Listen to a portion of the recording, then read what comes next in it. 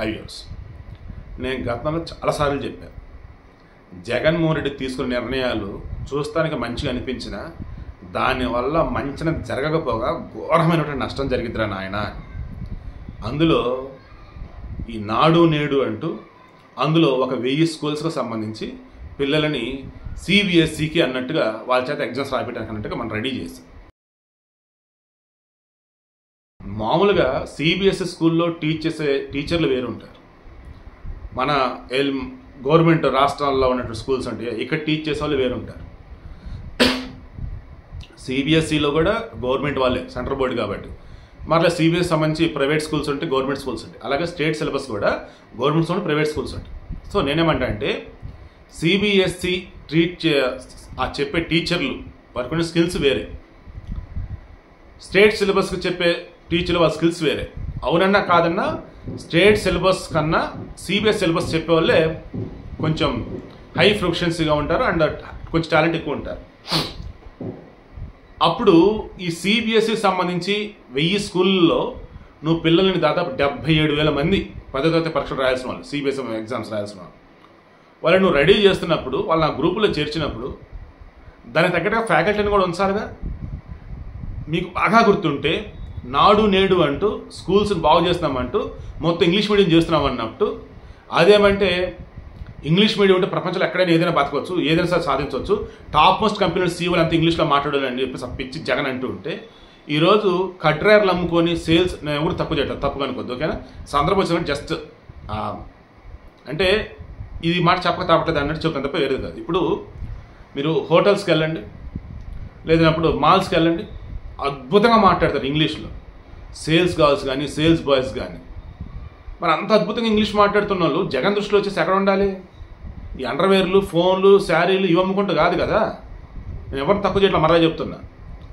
Then వాళ్ళు ఎక్కడ ఉండాలి? అవి తయారు చేసే కంపెనీకి హెడ్లు అయి ఉండాలి, లేదన్నప్పుడు ఇంకా ఎక్కడెక్కడ పొజిషన్లో ఉండాలి. మరి ఎందుకున్నారు ఏంటంటే అదే నేను చెప్పింది, లాంగ్వేజ్ కాదండి, లాంగ్వేజ్ ఉండాలా, కానీ స్కిల్స్ అన్నప్పుడు ఏం నేర్చుకొని ఉండాలా? ఎదగటానికి ఏం చేయాలా, 10 మందికి ఉపాధి కల్పించాలంటే ఎలా ఉండాలా, నేను ఒక్కడిని కంపెనీ పెట్టాలంటే ఎలా, ఇవన్నీ నేర్చుకోవాలి. అవి కదా కావాలి. అలా ఈ మనిషికి తెలియదు అసలు. ఎందుకంటే వాళ్ళ అయ్య ద్వారా వచ్చిన డబ్బు, పేరు, రాజన్న కొడుకని చెప్పినాడు, గెలిచాడు, సర్వనాశనం పెట్టాడు, అది ఓకే. సో మెయిన్ ఏంటి ఇక్కడ, అతనికన్నా వడ్డించిన విస్తరలాగా ఉండేసరికి ఏం తెలియలే. దాంతో ప్రతిదీ కూడా ఒక ఆల్టర్నేటివ్ వరల్డ్లో బతికేస్తూ ఇదే నిజం అనుకుంటే బతికేస్తున్నాడు. తను ఏం చెప్తే అదే జరిగింది అనుకుంటా ఉన్నాడు. ఆ చుట్టూ ఉన్న బడ్జెట్ వచ్చి నిజం అంటా ఉన్నారు. దాంతో ఈ సిబిఎస్ఈ సిలబస్ సంబంధించి పిల్లలు ఎగ్జామ్ రాయాలన్నప్పుడు ఆ రకంగా టీచర్లు పెట్టాలా, స్టేట్స్ టీచర్ల చేత చదివించినారు, పెట్టించారు అంతా. ఇప్పుడు ఏమైంది, అసెస్మెంట్ ఎగ్జామ్ పెట్టారు.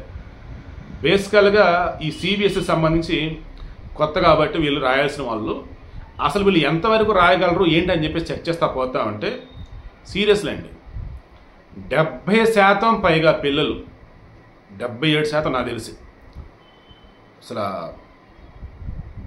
ఘోరంగా ఇంగ్లీష్లోనే పోయారు, ఫెయిల్.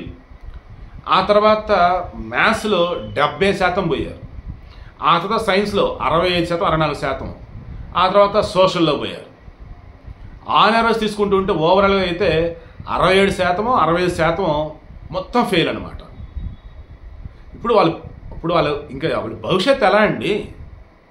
సో ఇంక ఇప్పుడు ఏమంటున్నారంటే ఏపీ గవర్నమెంట్, కూటమి గవర్నమెంట్కి ఎక్స్పర్ట్స్ ఇచ్చే సలహా ఏంటంటే మీ మీద తప్పు లేకుండా మీరు పని చేయండి, వాళ్ళ పేరెంట్స్కి ఆప్షన్ ఇచ్చేసేయండి, ఇదిగో సిబిఎస్ అని చెప్పేసి మీ పిల్లల్ని జాయిన్ చేశారు అందులో, ఇప్పుడు వాళ్ళేం సరిగా చదవలేకపోతున్నారు, మరి వాళ్ళని స్టేట్ సిలబస్ పెట్టి ఎగ్జామ్ రాపిస్తారా, సిబిఎస్ పెట్టి ఎగ్జామ్ రాపిస్తారని మీ చాయిస్ అని వాళ్ళకే వదిలేని సలహాలు ఇచ్చారట. బట్ విద్యాశాఖ మంత్రి నారా లోకేష్ అతను ఒకటే అన్నాడంట, తప్పండి, అలా వాళ్ళు కనుక ఆప్షన్ వదిలేస్తే పాపం కొంతమంది ఏం కాదన్నట్టుగా వదిలేసి రాయండి అనుకోండి, మళ్ళీ ఇబ్బంది పడతారు. దాని అప్పుడు ఇంకో ఆప్షన్ ఇచ్చారంట, ఓ పని చేయండి, ఇంటర్నల్ మార్క్స్ ఉంటాయి కదా, ఆ ఇంటర్నల్ మార్క్స్ వచ్చేసి అందరికి ఫుల్ వేసేసేయండి, దాని అప్పుడు ఎక్స్టర్నల్ ఎగ్జామ్ ఏదైతే ఉందో అప్పుడు జస్ట్ బొటాబొట్టి మార్కులు వాళ్ళు పాస్ అయిపోతారని చెప్పేసి అన్నారంట. దాన్ని కూడా మరలా నారా లోకేష్ ఒక మాట అన్నాడంట, ఏమనంటే ఇది ఇంకా తప్పండి, వారిని మనం వాంటెడ్గా వాళ్ళు ఫెయిల్ అవుతున్నా పాసెస్ బయటికి పంపించామనుకో రేపు రోజు కాంపిటేటివ్ వాళ్ళు తట్టుకోలేరు. అండ్ చుట్టుపక్కల వాళ్ళు అవహేళన చేస్తుంటే, గేలి చేస్తుంటే భరించలేరు. చాలా దారుణంగా ఉండిద్దండి అది ఇంకా పెద్ద తప్పని చెప్పేసి అన్నారంట. మరి ఏం చేస్తారు ఏంటి అంటే దాని మీద కమిటీ వేశారు. ఇప్పుడు సిబిఎస్ఈలోనే వీళ్ళని చదివించి మంచి స్కిల్స్ ఉన్న టీచర్ల చేత వీళ్ళకి పాఠాలు చెప్పించడమా, లేదు వాళ్ళందరూ స్టేట్ సిలబస్ మార్పించడమా, మరి ఏ స్టెప్స్ కూడా చూడాలి. మరలా ఇక్కడ ఈ వైసీపీ ఆ సాక్షి బ్యాచ్ రెడీగా ఉండి ఉంటారు. ఏమని సిబిఎస్ఈకి అద్భుతమైనటువంటి వేలో మేము రెడీ చేస్తే వాళ్ళని తీసుకొచ్చి మళ్ళీ స్టేట్లో దోశారంటారు. వీళ్ళు స్టేట్ సిలబస్ ఉంటారు, వాళ్ళు రెడీగా ఉంటారు. ఈరోజు అన్నా క్యాంటీన్ల మీద కూడా అలానే కదా వాళ్ళు అంటుంది. వాళ్ళు శుభ్రంగా అందరికి భోజనాలు పెడుతుంది కావచ్చు, లేదన్నప్పుడు నీట్గా పరిసరాలు అంటూ ఉంటే, లేదు అక్కడ ఘోరంగా ఉంది, లేదు అసలు దారుణంగా ఉంది, అది ఇదంటూ భయంకర విష ప్రచారం చేస్తూ ఉన్నారు. ఎవరు? ఈ వైసీపీ వాళ్ళు, ఆ సాక్షి వాళ్ళు. సో రాష్ట్రానికి వచ్చిన శని అన్న అండ్ ఒక భయంకరమైన వైరస్ అన్న, అంటురోగం అన్న ఈ వైసీపీ, ఆ పేటీఎం బ్యాచ్ నిజంగా సాక్షి వాళ్ళు. ఇంకా దేవుడే వీరికి బుద్ధి వచ్చేలా చేయాలి. అండ్ జనాల్లో మార్పు కనుక వస్తే ఆటోమేటిక్గా వీళ్ళే మారిపోవాలి. సో ఏం జరిగితే బాగుంటుందో మీరే చెప్పండి. సిబిఎస్ఈ సిలబస్కి సంబంధించి స్టూడెంట్స్ ప్రిపేర్ అయ్యి అదే ముందుకెళ్ళటమా, లేదు అన్నప్పుడు ద బెస్ట్ వాళ్ళు లేకపోతున్నారు కాబట్టి స్టేట్ సిలబస్కి వెళ్ళటమా? కింద కామెంట్లో తెలియచేయండి.